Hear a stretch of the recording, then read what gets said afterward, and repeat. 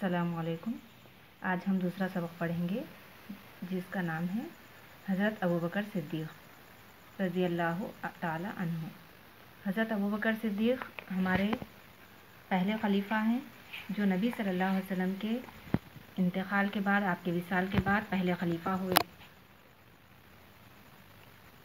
خلیفہ اول حضرت ابوبکر صدیق رضی اللہ عنہ مکے میں پیدا ہوئے۔ آپ بچپن ہی سے عمدہ اخلاق، اچھے عادات اور نرم دلی کی وجہ سے لوگوں میں مقبول تھے۔ دولت مند ہونے کی وجہ سے غریب اور محتاجوں کی مدد کیا کرتے تھے۔ اہل مکہ آپ کی دیانتداری، راست بازی اور امانت داری کے قائل تھے۔ آپ کپڑے کی تجارت کیا کرتے تھے۔ جب حضرت محمد صلی اللہ علیہ وسلم نے حضرت ابوبکر کے سامنے دین کی دعوت پیش کی تو فوراً آپ رضی اللہ عنہ نے حضرت محمد پر ایمان لے آئے۔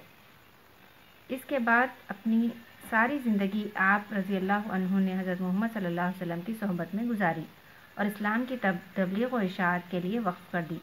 ایک دن حضرت ابوبکر صدیق راستے سے گزر رہے تھے، کیا دیکھتے ہیں کہ اسلام قبول کرنے کی وجہ سے حضرت بلال حبشی کو ان کا مالک تپتی ہوئی ریت پر لٹا کر ان کے سینے پر ایک بڑا پتھر رکھ کر گھسیٹ رہا ہے اور کہہ رہا ہے کہ تو اسلام چھوڑ دے ورنہ تجھے تڑپا تڑپا کر مار دوں گا۔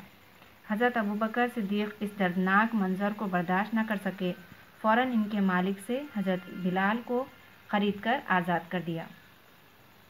یہاں پر بعض مشکل الفاظ خط کشیدہ کیے گئے ہیں، یعنی انڈرلائن کیے گئے ہیں، ان کے معنی ہم دیکھیں گے۔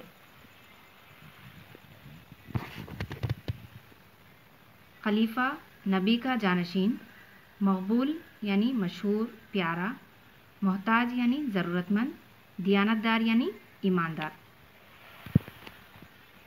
نبی صلی اللہ علیہ وسلم کی وفات کے بعد مسلمانوں کے پہلے خلیفہ حضرت ابوبکر تھے اور آپ جو ہے نا بہت ہی اچھے اخلاق کے اور نرم دل تھے اور بہت زیادہ دولت مند بھی تھے۔ تو دولت مند ہونے کی وجہ سے آپ کیا کرتے تھے؟ محتاجوں اور غریبوں کی مدد کرتے تھے ہمیشہ، اور ہمیشہ سے آپ جو ہے نا دیانتداری اور ایمانداری کی وجہ سے بہت زیادہ مشہور رہتے تھے اور کپڑے کی تجارت کیا کرتے تھے۔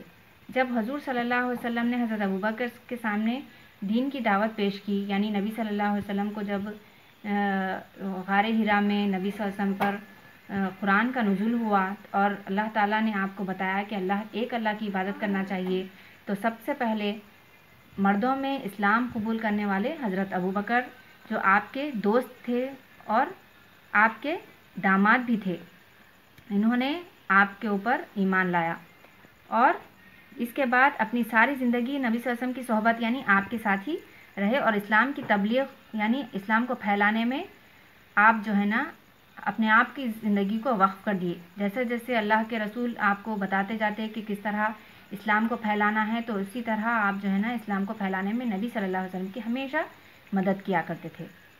ایک دن حضرت ابوبکر راستے سے گزر رہے تھے تو کیا دیکھتے ہیں کہ حضرت بلال حبشی کو ان کا مالک تپتی ریت پر لٹا کر ان کے سینے پر پتھر رکھ کر گھسیٹ رہا ہے۔ یعنی اس زمانے میں جو بھی ایمان لا لیتا تو بدماش کافر کیا کرتے تھے، ان کے اوپر بہت ہی زیادہ ظلم کرتے تھے۔ جو بھی جو ہے نا غلام اگر اسلام قبول کرا تو اس کا مالک کیا کرتا تھا، اپنے غلام کے اوپر جو چاہا وہ میں کر سکتا ہوں، میرا غلام ہے بول کے اس کے اوپر کیا کرتا تھا، ظلم و زیادتی کرتا تھا تاکہ وہ اسلام سے باز آ جائے، اسلام کو چھوڑ دے۔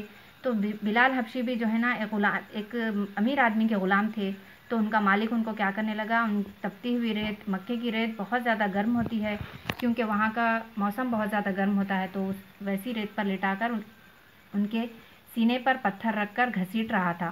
تو یہ منظر حضرت ابوبکر سے دیکھا نہیں گیا اور آپ نے کیا کیا کہ اس غلام کو یعنی حضرت بلال حبشی کو خرید لیا اور فوراً آزاد کر دیا۔